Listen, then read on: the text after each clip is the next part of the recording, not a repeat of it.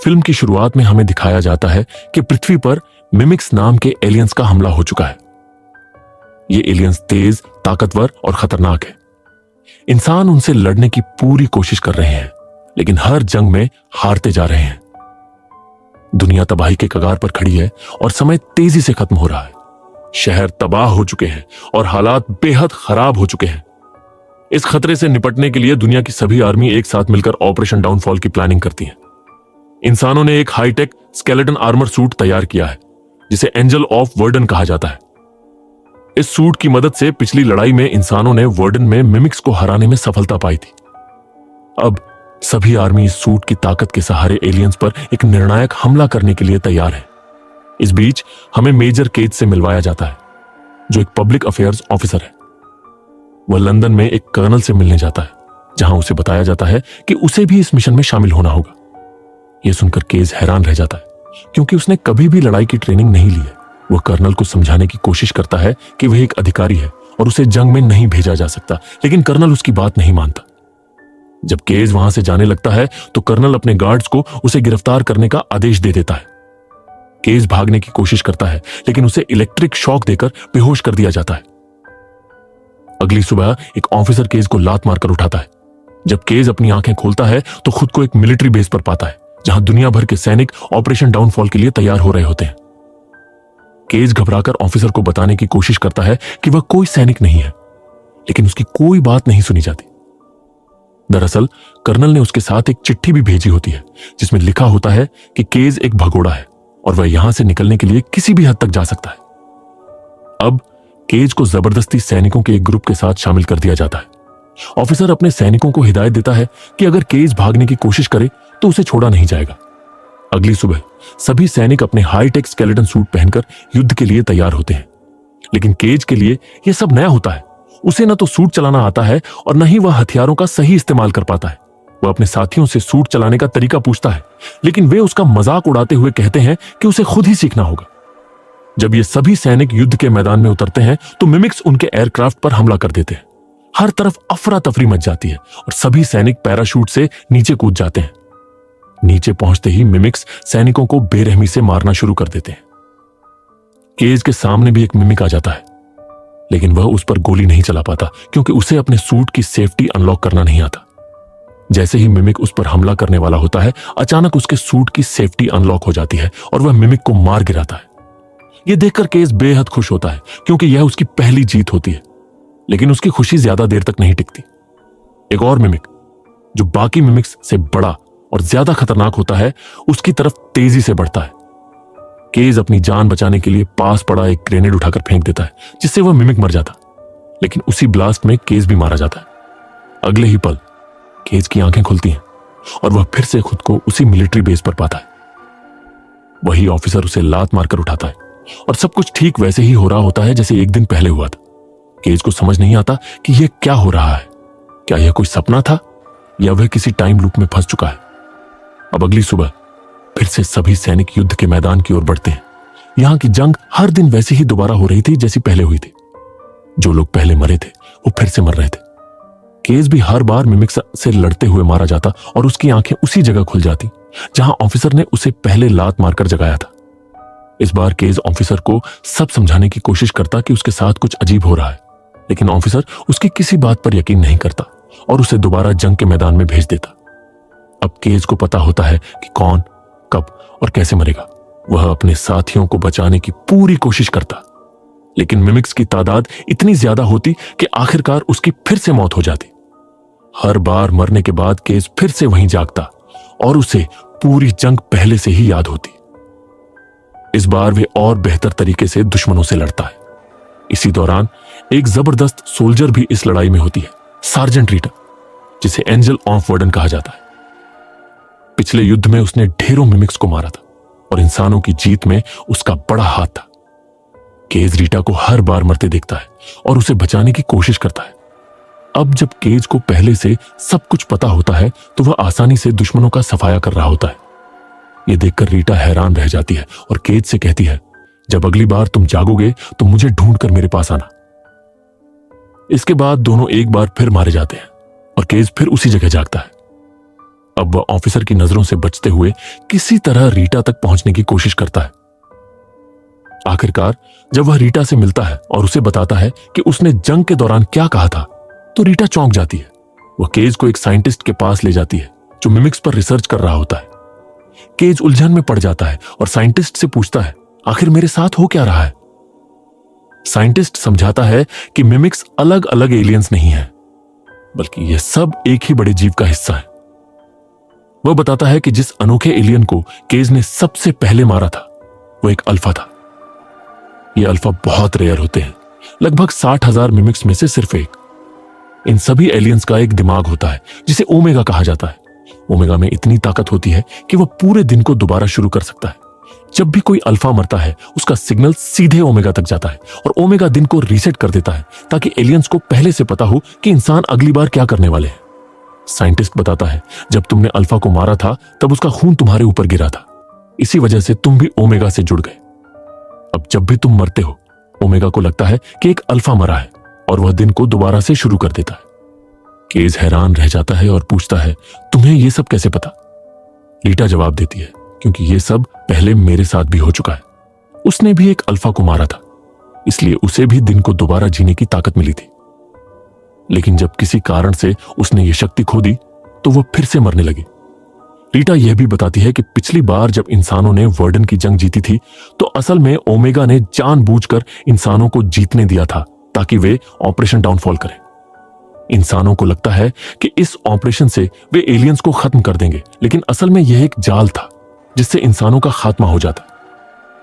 Cage अब समझ जाता है कि एलियंस को हराना नामुमकिन है, क्योंकि जैसे ही कोई अल्फा मरता है, ओमेगा दिन को रीसेट कर देता है और अगली बार एलियंस पहले से ज्यादा तैयार होते हैं। अब केज पूछता है, तो हमें अब क्या करना होगा? रीटा केज को बताती है कि ओमेगा तुम्हें तुम्हारे विजन में दिखेगा। जब तुम्हें उसका विजन आए और उसकी लोकेशन का पता चले, तो तुम मुझे वहां ले जाओगे और मैं उसे खत्म कर दूंगी। लेकिन जब तक तुम्हें विजन नहीं आते, तब तक तुम्हें हर रोज मरना होगा। केज जवाब देता है कि भले ही मुझे विजन आ जाए, लेकिन मैं तुम्हें उस जंग के मैदान से निकालकर नहीं ले जा सकता जहां कल मिमिक्स का सामना होने वाला है। वहां बहुत सारे मिमिक्स हैं और मुझे तो लड़ाई की कोई ट्रेनिंग भी नहीं मिली है। रीटा उसे भरोसा दिलाती है कि चिंता मत करो, लड़ना मैं तुम्हें सिखाऊंगी। उन्हें उसी जंग के मैदान से निकलना होगा, क्योंकि यहां से किसी भी ऑफिसर या सोल्जर को बाहर जाने की इजाजत नहीं होती। अब रीटा केज को ट्रेनिंग देना शुरू करती है, जिसमें वह बार बार घायल हो जाता है। केज खुद को ठीक बताने की कोशिश करता है, लेकिन रीटा उसे चेतावनी देती है कि अगर कभी वह जख्मी हो जाए और उसे खून चढ़ा दिया गया, तो उसकी शक्तियां खत्म हो जाएंगी। इससे ओमेगा से उसका कनेक्शन टूट जाएगा और वह फिर कभी दिन को रीसेट नहीं कर पाएगा। रीटा बताती है कि पिछली लड़ाई में उसके साथ भी यही हुआ था। जब उसे होश आया, तब तक खून चढ़ाया जा चुका था और उसकी शक्तियां खत्म हो गई थी।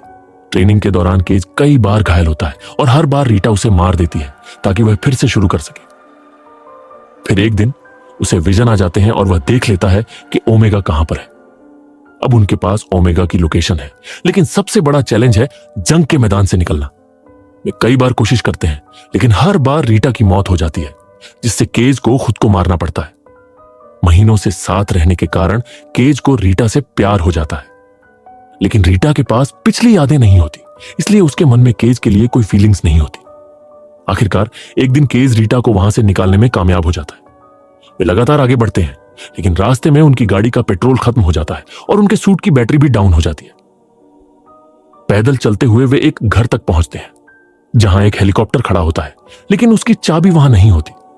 दोनों घर के अंदर जाते हैं। केज रीटा से कहता है कि तुम घायल हो, आराम करो, तब तक मैं तुम्हारे लिए कॉफी बनाता हूं, फिर हम चाबी ढूंढकर यहां से निकल जाएंगे। केज जब रीटा के लिए कॉफी लाता है और उसमें एक शुगर डालता है, तो वह कहता है कि तुम हमेशा 2 शुगर पैकेट लेती हो। यह सुनते ही रीटा समझ जाती है कि वे यहां पहले भी कई बार आ चुके हैं। तभी उसे यह भी समझ में आता है कि केज के पास पहले से ही हेलीकॉप्टर की चाबी थी। वह गुस्से में केज से चाबी मांगती है और लेकर हेलीकॉप्टर में बैठ जाती है। केज उसे रोकते हुए कहता है कि पास में मिमिक्स है, जैसे ही तुम हेलीकॉप्टर स्टार्ट करोगी वे हमला कर देंगे और तुम्हें मार देंगे। रीटा जवाब देती है कि मैं एक वॉरियर हूं, एक सोल्जर हूं, मैं आगे बढ़ती हूं, पीछे नहीं हटती, और वैसे भी तुम्हें मेरी मौत से क्या फर्क पड़ता है। केज भावुक होकर कहता है, काश मैं तुम्हें नहीं जानता। जैसे ही रीटा हेलीकॉप्टर स्टार्ट करती है, एक मिमिक आकर उस पर हमला कर देता है, जिससे वह बुरी तरह घायल हो जाती है। मरने से पहले रीटा केज को बताती है कि उसका मिडिल नेम रोज है। केज ने पहले भी उससे उसका मिडिल नेम पूछा था, लेकिन उसने तब नहीं बताया था। इसके बाद रीटा की मौत हो जाती है और एक मिमिक केज को भी मार देता है। दिन फिर से रीसेट हो जाता है, लेकिन इस बार केज बहुत इमोशनल हो जाता है, क्योंकि उसने रीटा को बार बार मरते देखा है। वह तय करता है कि इस बार वह अकेला ही जाएगा। वह जंग के मैदान से बच निकलता है और हेलीकॉप्टर लेकर उस जगह पहुंच जाता है जहां उसने ओमेगा को देखा था। लेकिन वहां जाकर उसे एहसास होता है कि यह एक जाल था।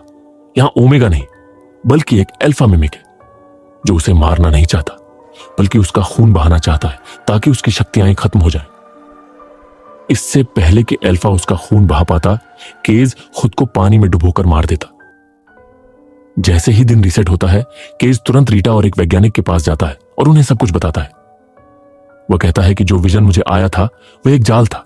वे मेरा खून बहाकर मेरी शक्ति खत्म करना चाहते थे। अब उनके सामने यह सवाल था कि ओमेगा की असली लोकेशन कैसे पता चले। तभी वैज्ञानिक बताता है कि उसने एक डिवाइस बनाई थी, जो अगर किसी अल्फा मिमिक के शरीर में लगाई जाए तो उसका दिमाग सीधे ओमेगा से जुड़ जाएगा, जिससे वे उसकी असली लोकेशन पता कर सकते हैं। लेकिन दिक्कत यह थी कि उनके पास कोई अल्फा मिमिक नहीं था। तभी रीटा मुस्कुराकर कहती है, हमारे पास केज है ना, क्योंकि वो भी एक अल्फा ही है। केज और रीटा की सबसे बड़ी चुनौती यह थी कि वह डिवाइस उसी कर्नल के पास था, जिसने जबरदस्ती केज को इस मिशन पर भेजा था। किसी तरह वे दोनों उसके ऑफिस तक पहुंच जाते हैं। कर्नल केज को देखकर पूरी तरह से हैरान रह जाता है। वे उसे सब कुछ समझाने की कोशिश करते हैं कि कैसे केज के पास दिन को फिर से शुरू करने की शक्ति है, लेकिन कर्नल उनकी बातों पर विश्वास नहीं करता। फिर भी किसी तरह वे डिवाइस लेने में कामयाब हो जाते हैं। जैसे ही वे बाहर निकलते हैं, कर्नल के आदेश पर सैनिक उन्हें घेर लेते हैं, लेकिन रीटा और केज किसी तरह गाड़ी में बैठकर वहां से भाग निकलते हैं। गाड़ी में रीटा केज के शरीर में उस डिवाइस को लगा देती है, जिससे उसे एक विजन आता है और उसे पता चल जाता है कि ओमेगा कहां छिपा हुआ है। तभी उनकी गाड़ी का एक्सीडेंट हो जाता है, जिसमें केज घायल हो जाता है। जब उसकी आंखें खुलती हैं तो वह अस्पताल में होता है। उसे यह एहसास होता है कि उसके शरीर में किसी और का खून चढ़ा दिया गया है, जिसका मतलब था कि उसकी दिन को दोबारा शुरू करने की शक्ति खत्म हो चुकी है। रीटा वहां पहुंचती है और उसे मारने ही वाली होती है, लेकिन केज उसे रोकता है और बताता है कि अब वह समय को फिर से नहीं लौटा सकता। इसके बाद वे दोनों केज के उन्हीं साथियों के पास जाते हैं जिनके साथ वह हमेशा युद्ध में जाता था। केज उन्हें सारा सच बताने की कोशिश करता है, लेकिन वे उसकी बातों पर भरोसा नहीं करते। तभी वहां सार्जेंट रीटा आ जाती है, जो सभी सैनिकों की रोल मॉडल होती है। उसे देखकर सभी केज की बात पर विश्वास कर लेते हैं और उसका साथ देने के लिए तैयार हो जाते हैं। फिर वे सब उस जगह पहुंचते हैं जहां ओमेगा छिपा हुआ था, लेकिन वहां मिमिक्स की एक बड़ी सेना उनका इंतजार कर रही होती है। सभी सैनिक लगातार फायरिंग करते हुए आगे बढ़ते हैं, लेकिन एक एक करके सभी मारे जाते हैं। अंत में सिर्फ केज और रीटा ही बचते हैं। वे ओमेगा के ठिकाने में प्रवेश करते हैं, जहां एक अल्फा उनकी राह देख रहा होता है। ओमेगा पानी के अंदर छिपा हुआ था। केज रीटा से कहता है कि वह अल्फा को भटकाने के लिए दूसरी दिशा में भागेगा, ताकि रीटा ओमेगा को खत्म कर सके। लेकिन रीटा देखती है कि केज पहले से घायल है और दौड़ने की हालत में नहीं है, इसीलिए वह खुद अल्फा को भटकाने का फैसला करती है। जाने से पहले वह केज से कहती है, तुम एक अच्छे इंसान हो, काश मैं तुम्हें और जान पाती। इसके बाद वह दौड़कर दूसरी दिशा में भागती है और अल्फा उसका पीछा करने लगता है। उधर केज पानी के अंदर ओमेगा की ओर बढ़ता है। तभी उसे एक जोरदार चीख सुनाई देती है, जिससे वह समझ जाता है कि अल्फा ने रीटा को मार दिया है। अब अल्फा भी पानी में आ जाता है और केज का पीछा करने लगता है। इससे पहले कि केज ओमेगा तक पहुंच पाता, अल्फा उसे मार देता है। लेकिन मरने से पहले केज अपने पास मौजूद बम की पिन खींचकर उसे ओमेगा की तरफ फेंक देता है। बम सीधा ओमेगा के ऊपर गिरता है और एक भयानक विस्फोट होता है, जिससे ओमेगा और अल्फा दोनों नष्ट हो जाते हैं। केज की बॉडी ओमेगा के खून से घिर जाती है और फिर उसकी आंखें खुलती हैं। वह 2 दिन पीछे लौट चुका होता है। अब जब वह कर्नल से मिलने जा रहा होता है तो न्यूज में दिखाया जाता है कि पेरिस में एक बड़ा विस्फोट हुआ, जिसके कारण सभी मिमिक्स बिना किसी वजह के मर रहे हैं। असल में यह विस्फोट केज और रीटा ने मिलकर किया था। अब युद्ध खत्म हो चुका था और इंसानों की जीत हो चुकी थी। केज एक ऑफिसर के रूप में वापस उसी जगह जाता है जहां पहले उसे जबरदस्ती भेजा गया था। इस बार कोई उसे जबरदस्ती युद्ध में नहीं भेज रहा था, क्योंकि अब उसकी जरूरत नहीं थी। वो अपने सभी साथियों को पूरी तरह सुरक्षित देखकर राहत महसूस करता है। फिर वह उसी जगह जाता है जहां वह हमेशा रीटा से मिलता था। रीटा उसे देखकर उसी तरह रूखे अंदाज में बात करती है जैसे पहली बार मुलाकात के समय की थी, क्योंकि उसे कुछ भी याद नहीं था। लेकिन केज उसे देखकर मुस्कुराता है, क्योंकि रीटा बिल्कुल ठीक थी, वही रीटा जिससे वह प्यार करता था। इसी के साथ यह कहानी खत्म हो जाती है। अगर आपको यह वीडियो पसंद आई हो तो इसे लाइक और शेयर करना ना भूलें, और ऐसी ही जबरदस्त साइंस फिक्शन और थ्रिलर फिल्मों की एक्सप्लेनेशन के लिए को सब्सक्राइब करें। मिलते हैं अगली वीडियो में, तब तक के लिए स्टे क्यूरियस, कीप वॉचिंग।